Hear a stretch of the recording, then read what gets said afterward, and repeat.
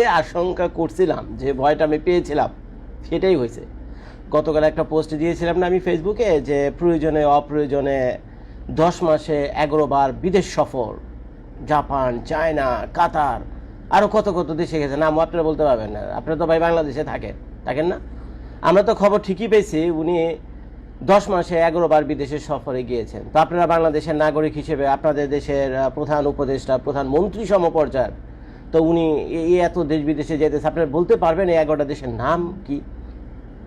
বাংলাদেশের একজন আম জনতা পাবলিক হিসেবে আপনারা বলতে পারবেন আপনার দেশের রাষ্ট্রপ্রধান যে 11 বার বিদেশে গেছে, কোন কোন দেশে গেছে নাম 4-5টা বলতে পারবেন? আমি তো 3টা মুখস্থ করছি, বাকিগুলোর নাম আমিও জানি না, বুঝছেন।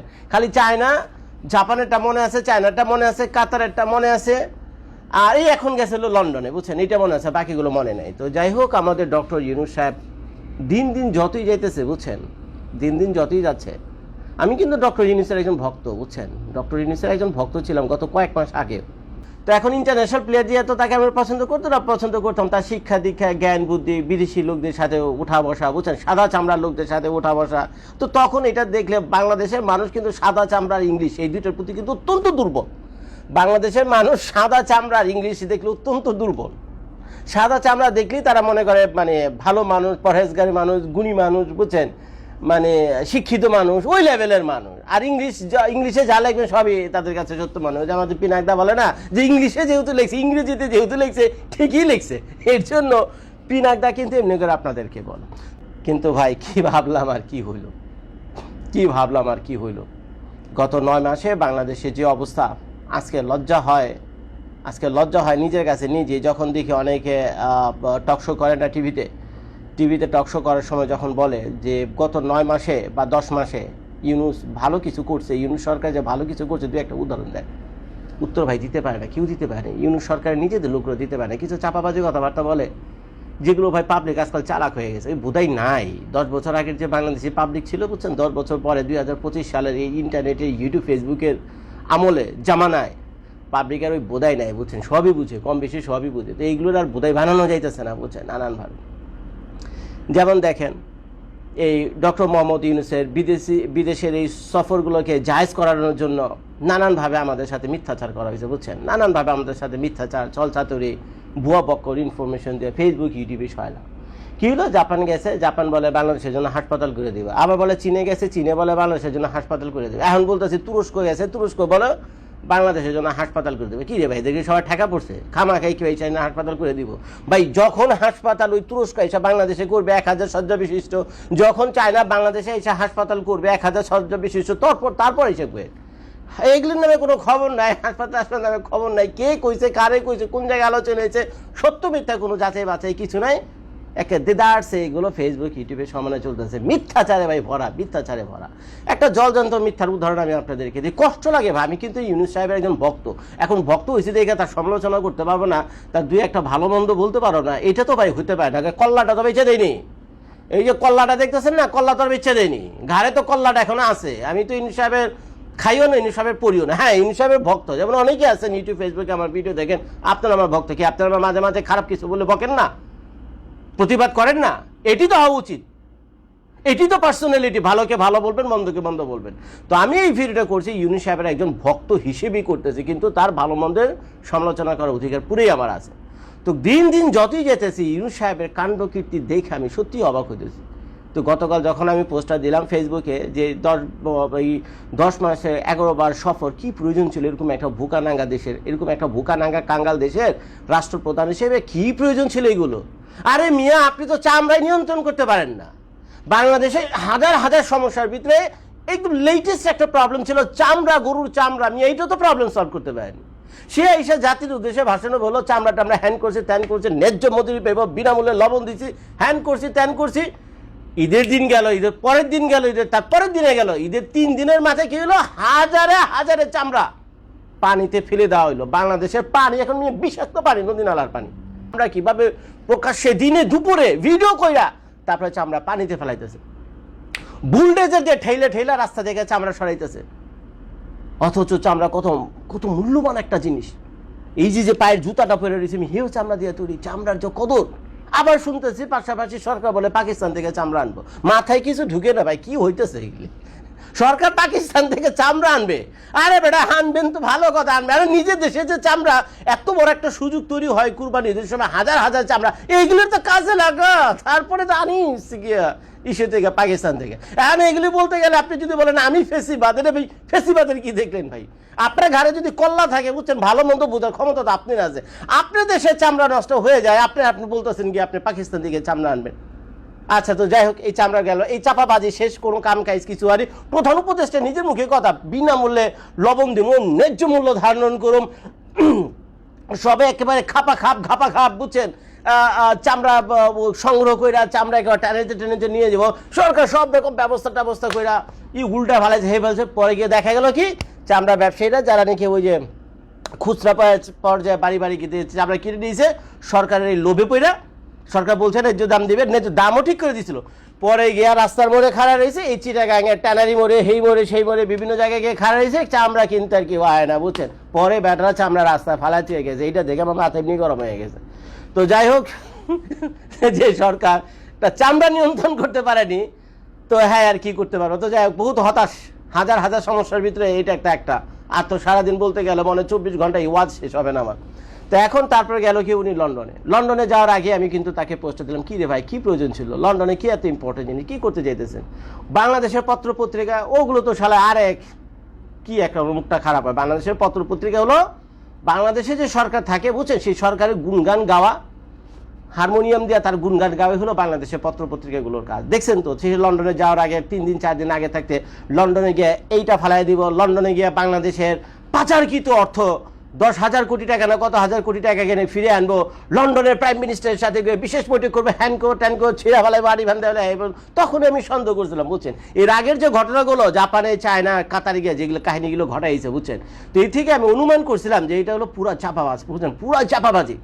এরা মনে করছে কি, বুঝছেন, ডক্টর মোহাম্মদ ইউনূস তো টেকনোলজি ভালোই জানে, তার দলবল কিছু আছে, মনে করছে এই ফেসবুকে ইউটিউবে এগুলো ছাড়া দাও, এই চৌধু জনতা কিছু বোকাচোদা বাংলাদেশে আছে, এরা ফেসবুক ইউটিউবের উপর নির্ভরশীল, বুঝছেন, তো এরা এগুলো চালা দিলে মোটামুটি খাইবো, আর আমরা সমান এমনি চলতে থাকুন 2-4 বছর 5 বছর টাইনা যতদিন আমরা থাকতে পারি। ভাই আমি আবারও বলতেছি, একটা বকা আমার দিবেন না, কিন্তু আমি কিন্তু ইউনূসের ভক্ত, কিন্তু সমালোচনা করার অধিকার আমার আছে। আমি ইউনূস সাহেবের ভক্ত, সমালোচনা করার অধিকার আমার আছে। আমি ফেসিবাদও না, আমি আওয়ামী লীগের সমর্থক না, বিএনপি না, কিছু না, কিন্তু ভালোকে ভালো বলবো, মন্দকে মন্দ বলবো। ঘাড়ে ভাই মাথাটা আছে, বুঝছেন, ঘাড়ে যদি আপনাদেরও মাথা থাকে, বুঝছেন, সত্যকে সত্য বলেন, মিথ্যাকে মিথ্যা বলেন, অন্যায়কে অন্যায় বলেন, সামনে কারে করবেন।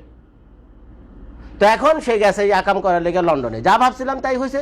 লন্ডনের সরকার মনে জানেই না যে বাংলাদেশের সরকার প্রধান লন্ডনে যেতেছে, কি এক লজ্জার কথা মিয়া। লন্ডনে ব্রিটেনের সরকার প্রধান মনে জানেই না, সরকার লোকজন মনে জানে, ভাব খাপ দেখে আমার কাছে এমন মনে হইতেছে ব্রিটেনের সরকার জানেই না বাংলাদেশের প্রধান উপদেষ্টা যেতেছে। আর যদি বা জানেও, বা তার মনে হয় দেখে অবস্থা দেখে আমার দেশে কোনো বেলও দেয়নি। আমি একটা দৃশ্য আমি আপনাদেরকে দেখাই, কিছু জিনিস হাইড করা হয়েছে, বুঝছেন, কিছু জিনিস হাইড করা হয়েছে। এই যে এখন দেখতেছেন না, প্রধান উপদেষ্টা আমাদের, আর সামনে একটা মহিলা সুন্দরী হাসতে দুইজনে মিলে যাইতেছে। ডক্টর মোহাম্মদ ইউনূস মহিলাকে জিজ্ঞেস করতেছে, কি আপা না কি বলছে, ম্যাডাম বলছে, কে জানে, যাই হোক, তো বলতেছে এখানে তো খুব ঠান্ডা। তখন আবার এই ম্যাডাম আবার বলতেছে স্যারকে, হ্যাঁ স্যার, এই লন্ডনে বাংলাদেশে যেহেতু একটু ঠান্ডায়, কি সুন্দর খোঁজ গল্প করতেছে, বাংলাদেশে হাজার রকম সমস্যা ফালে রেখে সে লন্ডনে এসে বাংলাদেশের সরকারি টাকাতে, ঠিক আছে, বাংলাদেশের সরকারি টাকাতে আসুন, তারপর ভালো কথা। এইখানে গিয়ে দেখেন যে ভিডিও টেপটা আপনার বিভিন্ন টিভি চ্যানেলে বা বিভিন্ন জায়গায় দেখেছেন, একটা ভিডিও চ্যানেলও কিন্তু আপনি এইটা দেখেন, প্লেন থেকে যখন নাইমা আসে, প্লেন থেকে যখন নাইমা আসে, ওই ভিডিও টেপটা কিন্তু হাইড করা হয়েছে বাংলাদেশের টিভি চ্যানেলগুলোতে। কেন রে ভাই, কেন এরকম লুকাছবি? হ্যাঁ, আমরা তো দেখছি, কেন এত লুকাঝুকা? বাংলাদেশের টিভি চ্যানেলগুলোটা হাইড করে গেছে। কেন হাইড করছে জানেন? কারণ সেখানে প্লেন থেকে যখন নামছে, না ঘোড়ার ডিমের লাল গালিচা তো বহুত দূরের কথা, ইসের ব্রিটেনের প্রধানমন্ত্রী তো নাই, ব্রিটেনে দেখেন নাই, কাহিনীতে আমি পড়াইতেছি, ওনাদের পার্লামেন্টের যে এমপি, ওনার এমপি মিনিস্টার যা কিছু আছে, বুঝছেন, উঁচু লেভেলের, আচ্ছা উঁচু লেভেল বাদ দেন, বুঝছেন, মন্ত্রী মিনিস্টার লেভেলে বাদ দেন, সেকেন্ড লেভেলে আসেন, সেক্রেটারিয়েট লেভেলে আসেন, সেক্রেটারিয়েট লেভেলেরও কেউ আসেনি বাংলাদেশের প্রধান উপদেষ্টাকে রিসিভ করার জন্য, অন্তত হাই হ্যালো থ্যাংক ইউ বলার জন্য, অথচ শুধুমাত্র এটুকু বলার জন্য, welcome to great Britain, welcome to great Britain, এটা বলার জন্য কেউ সেখানে আসেনি। কি লজ্জা। এখন প্রধান এই ডক্টর মোহাম্মদ ইউনূসের কাণ্ড কীর্তি দেখে এর চারপাশে কারা আছে? অথচ সে ওখান থেকে যাওয়ার আগে আমাদেরকে বললো কি, শফিক সাহেব ওনার প্রেস সচিব আমাদেরকে বললো কি, প্রধানমন্ত্রী যে আছে, ব্রিটেনের যে প্রাইম মিনিস্টার আছে, ব্রিটেনের প্রাইম মিনিস্টারের সাথে তার বলে স্পেশাল মিটিং টিটিং হবে, ওরকম একটা বিশাল আয়োজন চলতেছে। পরে দেখি পুরাই ভুয়া বক্কর, ব্রিটেনের প্রাইম মিনিস্টার তো এখন ব্রিটেনই নেই। এই খবর তো ফাঁস হয়ে গেছে গতকাল রাত্রে, এই খবর তো ফাঁস হয়ে গেছে গতকাল রাত্রে যে ব্রিটেনের প্রাইম, এগুলি কি ভাই ফেসবুক ইউটিউবের জামানায় কি এগুলো মানে রাখা জানি, গোপন রাখা জানি? উনি যে প্লেনের ছবিটা দেয়নি, প্লেন থেকে যে নেমে আইলো, এটা নাই উনি গোপন করে গেছে, কিন্তু ব্রিটেনের প্রাইম মিনিস্টার যে ব্রিটেনে নেয় এটা তার গোপন করার সম্ভাবনা যাই না গেছে মিয়া। এটা গুগলে ঘাটলে আপনিও পাবেন। উনি মেয়ে ক্যানাডাতে আছে এখন, আমার পাশের দেশের ক্যানাডাতে আছে। ফেল করতে করতে ওইখানে গিয়ে গেছে, কি একটা শরমের ব্যাপার। তো পরে কি প্রশ্ন, এখন আপনাদের বিভিন্ন প্রশ্ন থাকতে পারে, তো জজ ভাই তো উনি ব্রিটেনের কেউ লোকজন নয়, আমন্ত্রণ জানেনি, ভালো কথা, আমন্ত্রণ জানালে তো একটা প্রোটোকল পাওয়ার কথা, আমন্ত্রণ জানালে তো একটা প্রোটোকল পাওয়ার কথা। এগুলো তো কিছু আমরা দেখলাম তো ভালো কথা, তো গেছে কি লেগে, গেছে কেন, দরকার কি? বাংলাদেশে তো চামড়া সমস্যা আছে, চামড়া সমস্যার সমাধান করো গাবিয়া। পরে শুনলাম সে গেছে ওই যে এই যে দ্য চার্লস নাকি, চার্লস দ্য কিং থার্ড, ওই যে 3 নম্বর যে রাজা আছে ব্রিটেনের, বুঝছেন, সে একটা ওই হারমোনি পুরস্কার না বলে কি একটা পুরস্কার আছে, বুঝছেন, সেই পুরস্কার দেবে, সে বলে নমিনেটেড হয়েছে। কাহিনী আবার আরেকটা হয়েছে, অনেকে দেখি ইউটিউবে ভিডিওগুলো ফাটা ফেলাইতেছে, সেই 2025 সালে যে হারমোনি অ্যাওয়ার্ডের জন্য যাদেরকে নমিনেট করা হয়েছে, সেই নমিনেট লিস্টে আমি এই ম্যানের নামও নাই মিয়া, ডক্টর মোহাম্মদ ইউনূসের নামও নেই। লজ্জায় আমার মাথায় হেট হয়ে গেছে। এখন পুরস্কার পাওক বা না পাওক সেটা আমার কথা দরকার নাই, হয়তো সেই লিস্টে যে সরকারিভাবে যে লিস্ট উইকিপিডিয়াতে দেওয়া হয়েছে সেটাতে হয়তো তার নাম টাম নাই, হয়তো স্পেশালভাবে গোপনেও তারা দিতে পারে রাজাকে, দেখ সেটা আমার কোনো সমস্যা নাই। বা একটা কথা আমি আপনাদেরকে বলি, কি এত আছে রিওয়ার্ডের ভিতরে, পুরস্কারের ভিতরে কি এমন আছে?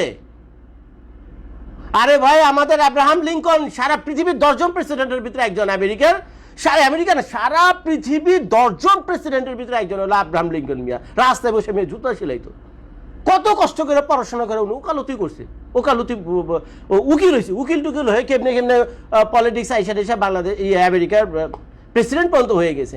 সেই প্রেসিডেন্ট থাকা অবস্থা উনি একের পর এক যে ঘটনাগুলো ঘটে গেছে, যেভাবে উনি আমেরিকাকে শাসন করে গেছে, সারা পৃথিবীতে আমেরিকাকে কোথা থেকে কোথায় নিয়ে এসেছে, এগুলোর গিয়ে মিয়া বলে মানুষ মিয়া। উনার কয়টা পুরস্কার আছে? এই মিয়া আব্রাহাম লিঙ্কনের কয়টা পুরস্কার আছে? কয়টা দেশে গেছে উনি পুরস্কার আনার জন্য? পুরস্কার দিয়ে কি হইব? মানুষ তো মানুষের জন্য কাজ করে, মানুষ 2 দিন পর মরে যাবে। কিছু মানুষ এমন এক জায়গায় পৌঁছে যায়, তারা মনে করে ভাই আমি তো 2 দিন পর মরে যাবো, কিন্তু আমি এমন কিছু করে দিই সারা দুনিয়ার মানুষের হৃদয়ের মধ্যে আমি জায়গা করে নেব। আমি মরে গিয়ে 1000 বছর বেঁচে থাকবো। আব্রাহাম লিঙ্কন দেখা গেছে, জন এফ ক্যানেডি দেখা গেছে, নেলসন ম্যান্ডেলা দেখা গেছে। আর আমাদের ওই পর্যায়ের কিন্তু আমাদের ডক্টর মোহাম্মদ ইউনূস কিন্তু ওই পর্যায়ে যেতে পারতেন। আরে মিয়া, যার কাছে কিনা নোবেল প্রাইজ আছে, তার আর কোন মুখটা খারাপ চ্যাটের, তার আর কোন চ্যাটেরই দরকার, সরি ফর দ্য ল্যাঙ্গুয়েজ, আর কি পুরস্কার দরকার? এই হারমোনি পুরস্কার কি এই নোবেলের চাইতেও বড়?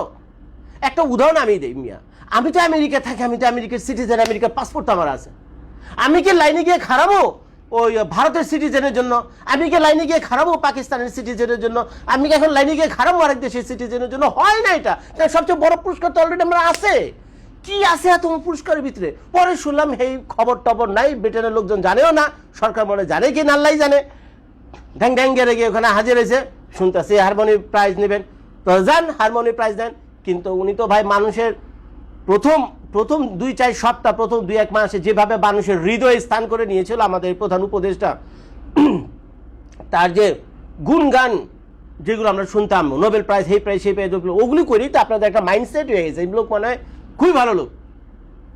আপনাদের যেমন মাইন্ডসেট হয়ে গেছে যে নোবেল প্রাইজ পেয়েছে বাংলাদেশের শালা 50 বছর 60 বছর ধরে স্বাধীন হয়েছে, কেউ তার নোবেল টোবেল পায়নি, ধারে কাছেও নাই। তো উনি যেহেতু পাইছেন, বিরাট বড় একটা ফেরেশতা মানুষ, ওই আমলের নেকি একজন মানুষ। আপনারা যেমন মনে করছেন আমিও তো মনে করছি, কিন্তু এখন কাজ করা কি রে ভাই? 85 বছর বয়স, 2 দিন পর যাবে মহিলা। ভাই এমন কিছু করেন তো যে মহিলা যাওয়ার পরও মানুষ, বাংলাদেশের লাখে লাখে কোটি কোটি মানুষ আপনার জন্য কাঁদবে। এখন এই অবস্থা, উনার সাপোর্টে বাংলাদেশে কোনো লোকজন আছে বলে আমার তো মনে হয় না, 2-4 জন ভাড়া করা লোক ছাড়া। সিরিয়াস, বাংলাদেশে 2-4 জন ভাড়া করা লোক আর আওয়ামী লীগের একদম কঠিন বিরোধী লোক, বুঝছেন, যাদের আর কোনো জায়গা নেই, এই নিউজকে সাপোর্ট করা ছাড়া আর কোনো জায়গা নেই দুনিয়াতে, অন্ধকার তাদের জন্য। এই শ্রেণীর লোক আর 2-4 জন ভাড়া করা লোক ছাড়া মানে ইউনিসেফের কোনো সাপোর্ট টাপোর্ট নেই। এই যে লন্ডনে গেছে বের করে দেখাই আমি আপনাকে, এই যে এই হোটেলে উনি ছিলেন, দি ডোচেস্টার হোটেলে উনি ছিলেন। এখন বাইরে দেখেন, শোনেন ভালো করে, শোনেন একটু।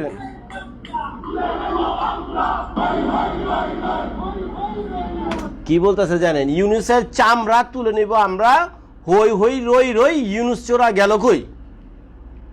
ইউনুসের চামড়া তুলে নিব আমরা, হই হই রই রই, ইউনুস চোরা গেল কই। হ্যাঁ, স্বাভাবিকভাবে এরা আওয়ামী লোকজন, এরা এটা বলবি, স্বাভাবিকভাবে বলবি, কারণ সরকারের পতন হয়েছে, তাদের সরকারের পতন হয়েছে, তাদের তো একটা কষ্ট আছে, স্বাভাবিকভাবে এটা করবে।